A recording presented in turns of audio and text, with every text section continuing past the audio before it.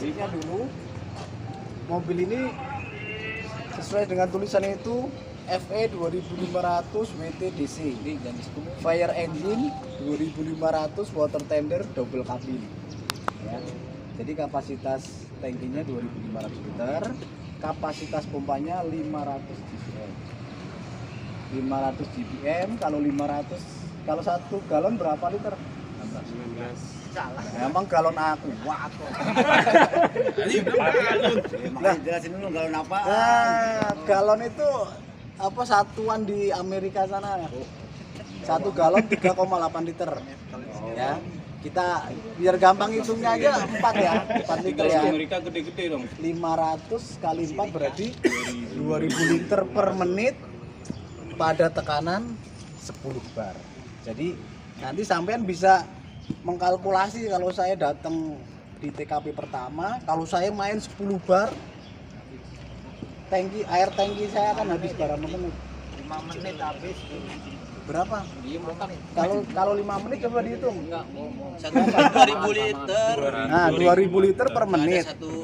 Semenit. Dari 1 menit. Kalau 10 detik. Semenit. Udah semenit itu 2000 liter, ini cuma 2000. Itu kan semenit udah habis. 2500. Semenit lebih dikit dah.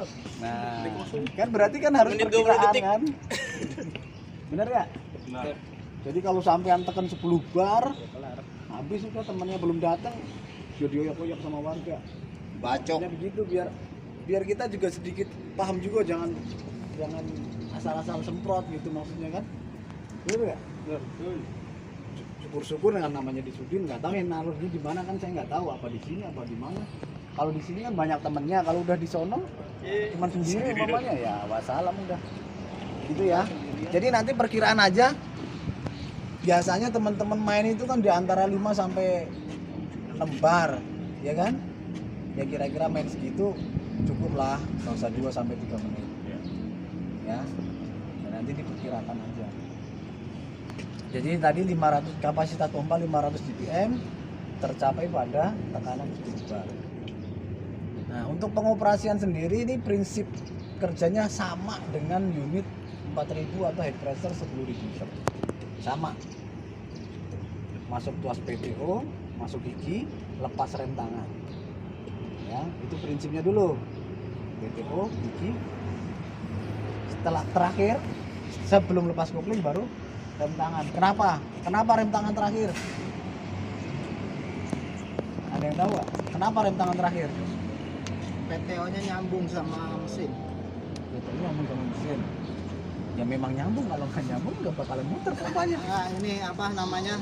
Jadi itu Nggak apa-apa. rem tangannya dia di belakang transmisi.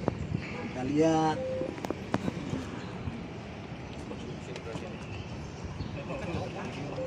Bener, ini sama namanya. SK gua pasukan coy. Bos ngomongin SK dah. Enggak, gini aja. Ya ini pakai ya kan. Jadi selain kita kalau apal nanti begitu sampean dikasih unit lain bingung nggak? Ini pasti ada yang nanya nanti. Ini perlu dilepas rem tangan apa enggak? Bener nggak? Kalau jawabannya sama Mas Fagianto tadi, teman-teman jangan hanya sekedar paham, oh kalau unit ini pasti lepas rem tangan. Nanti begitu dikasih unit lain, begitu rem tangan dilepas melonong. Bisa nggak? Bisa. Kecelakaan lagi, nabrak orang dan sebagainya. Nah kalau kita dapat unit baru, kalau kita paham, bukan hafal ya, paham konstruksi, paham pemipaan, itu mau dikasih mobil jenis apapun nanti nggak ada masalah. Makanya dia Benar yang dikatakan Mas Wagianto bahwa posisi rem tangannya dia ada di belakang transmisi dan ada di depan mesin pompa. Logikanya gimana? Kalau seumpamanya rem tangan kita lepas, otomatis nanti belum ada pengereman di sini, di apa namanya? Di kaki-kaki, di ban. Terkecuali rem tangan ada di belakang pompa. Kalau rem tangan ada di belakang pompa, otomatis sampean pasti posisi puas rem tangan pasti ditarik. Beda kan? Beda kan? Wali kota ya mungkin ditarik. Ya pokoknya nanti sampai lihat aja. Makanya kalau paham mau dikasih mobil jenis apapun ya bisa. Cuman kalau apal, Kalau di zaman namanya apal, unit ini doang apal, begitu dikasih unit lain bingung. Gitu ya. ini belakang dulu ditarik. Nah, kenapa saya bilang tadi PTO masuk, gigi masuk, baru rem tangan ya fungsinya untuk keamanan. Nah, setelah nanti PTO masuk, gigi masuk, rem tangan dilepas, sistem di mobil ini otomatis dia akan ngerem sesuai PTO angin udah masuk. Rem pedal kaki akan ditarik sama sistem pneumatik. Ya. Jadi gantinya rem tangan di pedal itu. Karena konstruksinya tadi apa? Rem tangannya ada di samping transmisi dan di depan pompa. Di antara. Ya kan? Ini kalau ada layarnya saya kasih gambarnya enak. Konstruksi pemipaan juga termasuk nanti apa namanya? Saya ini bicara dasar dulu ya. Konstruksi pemipaan ini kan dulu pernah mungkin teman-teman yang udah ngoperasi unit 4000 10.000 liter yang pompanya waterus ini pernah ada yang namanya angin kejebak di sistem pemipaan. Jadi sampean mau gas tangan sekencang apapun tekanannya tetap lembek. Pernah ada yang ngalamin begitu apa enggak?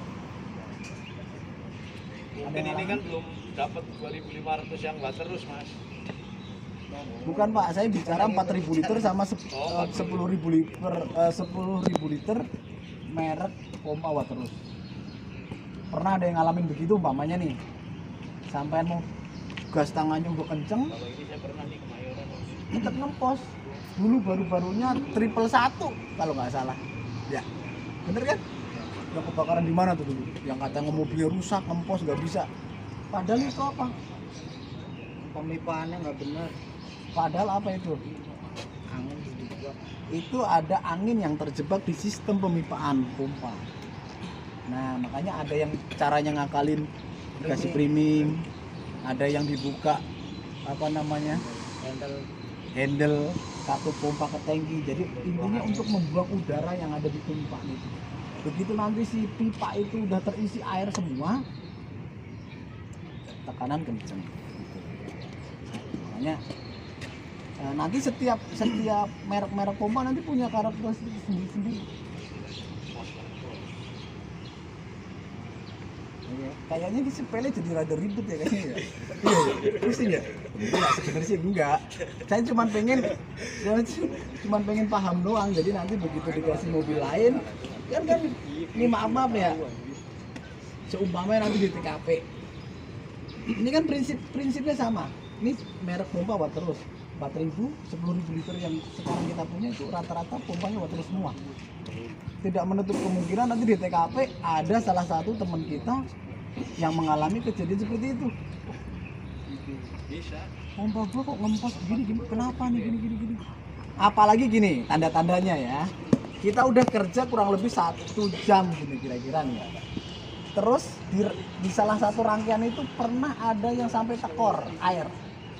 Itu kemungkinan besar itu. Bisa ada udara yang terjebak.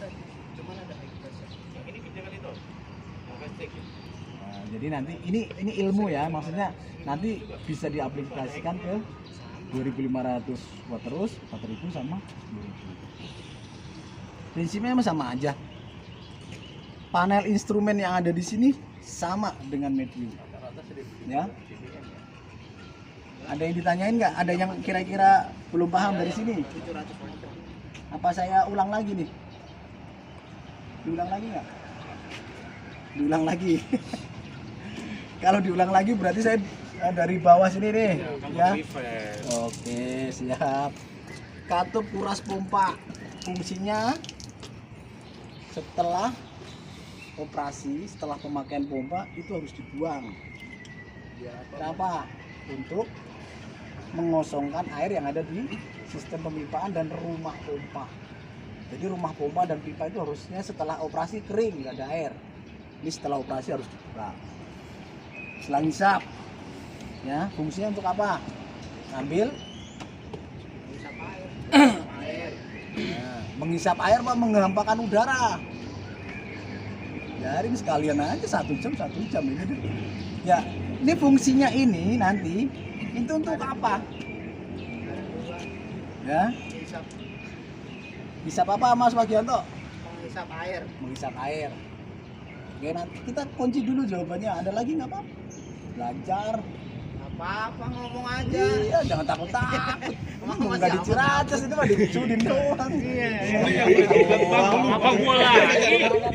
Jadi ya Nantinya lu Uang air bisa dah. selang ngisep 2 meter kali 4 berarti 8 meter. Nanti sampai bisa kira-kira sumber air apa namanya yang akan diambil. Ya, jaraknya maksudnya disesuaikan. Ya. Selang hisap. Terus saluran isi ke tangki. Jadi ini kalau supply masuknya ke sini, ya. Jangan dari atas. Sebenarnya saya kurang setuju kalau dari atas itu. Bahaya. Yang kedua apa? Ya kayaknya nggak profesional gitu loh. Udah ada tempahannya masa di sini. Kurang Udah gitu, katanya. Iya kalau misalnya penuh itunya kepake kan. Kurang Iya dua-duanya kepake. Untuk supply gimana? Biasanya mau jadi kurang 2. Kemarin sih jadian begitu. Keluar. Oh gitu. Alasannya itu. Ya. Alasannya itu. Sebenarnya ya. Kemarin saya ngajarin dari sini. Tapi ini butuh peralatan lain ya. Butuh adaptor gitu. Sebenarnya kalau memang itu peruntukannya itu kapasitas air yang masuk sama yang keluar tekor, maksudnya nggak sebanding, nggak seimbang, sebaiknya dari sini nih. Masuk dari apa?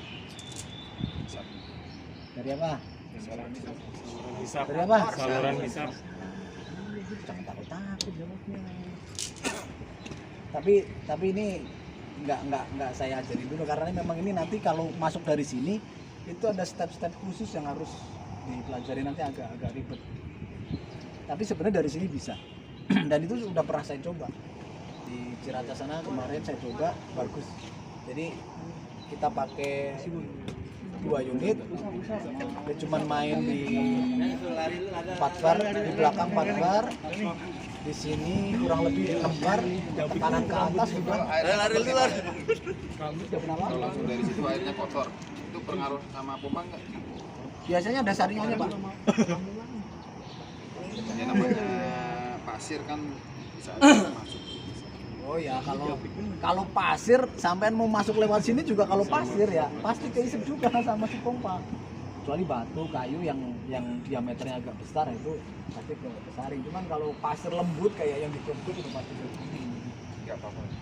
Ya kalau pasir ya udah apa ya namanya ya? Udah resiko karena memang geografis di Indonesia airnya begitu.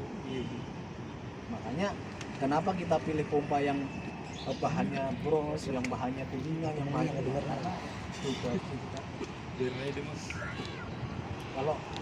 Kalau kita bicara batu, kayu yang diameternya besar sudah pasti saring. Cuman kalau pasir, debu-debu apa ya namanya kalau bahasa Jawanya itu apa ya? Lembut, kayak giling. Ini lumpur lah, jangan lumpur. Giling. Karakteristik ini ya, makanya itu nanti apa namanya? Pinter-pinter kita lah gimana ngakalinnya biar ini mobilnya, makanya nanti setelah selesai operasi itu tangkinya dikuras, dibersihin kayak gitu ya. Oh sorry, yang tadi belum kurasnya deket ya di sini ya. Tuh. Jadi setiap operasi, apalagi sekarang kita udah punya air banyak, bersihin.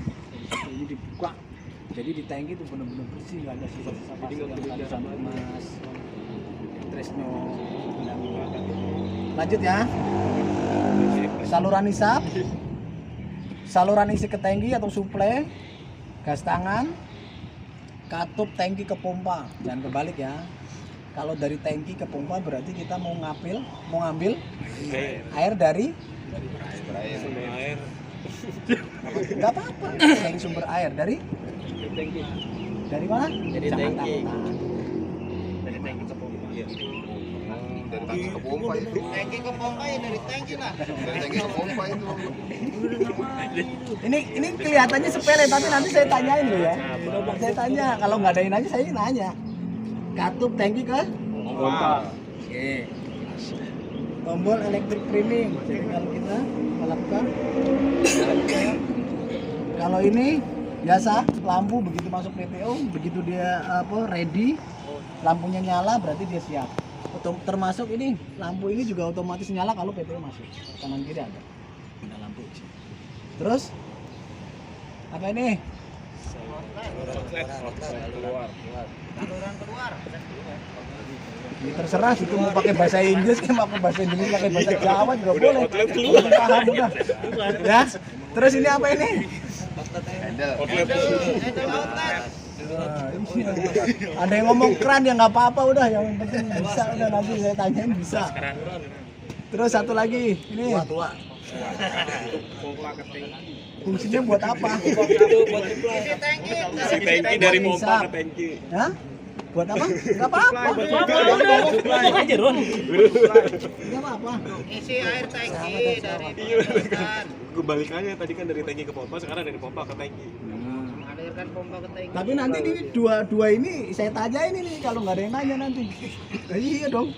Kalau ini kan gampang buka tutup doang. Ya. Terus ini sama ya. Nah ini indikator air. Jadi level indikator air yang ini lampu. Kalau yang ini bunyi. Jadi ada dua indikator. Begitu ada bunyi dari sini, Air mau habis. air habis. Operator udah siap. Kalau air habis, nih, kalau air habis, berarti si operator langkahnya apa? Harus segera mengecilkan apa? Gas tangan. Karena resikonya apa? Begitu nanti pompa berputar kencang tanpa ada air, resikonya apa? Pompanya rusak. Panas. Paracetamol. Ya? Nanti saya tanya kalau nggak bisa pulsa rame-rame. Kalau diobat, Ya kan? Termasuk salah satu tandanya kalau RPM tinggi tapi tekanannya nggak dapat. Nanti coba sampean buka ini nih, apa namanya, air yang ada di lempas di panas. Ini kalau ada layarnya saya kasih gambaran di rumah pompa itu bentuknya begini, ada sudut-sudutnya begini, baling-balingnya bentuknya begini, arus airnya lewatnya kemana. Ini nggak usah jauh sore. ya kan, nggak apa-apa. Terus ini apa namanya, ada tulisannya tuh, Discharge level. bagus matanya, nggak perlu pakai kacamata itu. Fungsinya buat apa? Mantap nih musim balapan kok. Fungsinya buat, jadi fungsinya untuk menahan tekanan sesuai dengan keinginan kita. Kita umpamanya setting tekanan pompa ini di tekanan 7 atau 8 bar. Ya. Ini kan termasuk keamanan juga. Jadi kita ke lokasi TKP. Ya kan? Operator kan ya kita tahu sendiri ya, kadang di depan situ, kadang di sono. Bener nggak? Apalagi sekarang maaf ada yang double sama kepala itu sama operator umpamanya. Udah pasti kacau kan itu. Ada masyarakat udah main isu mau gedein aja tangan. Temen kita yang di sono kaget, bahaya nggak? Jatuh nggak? Bahaya. Apalagi posisinya di atas genteng, benar nggak?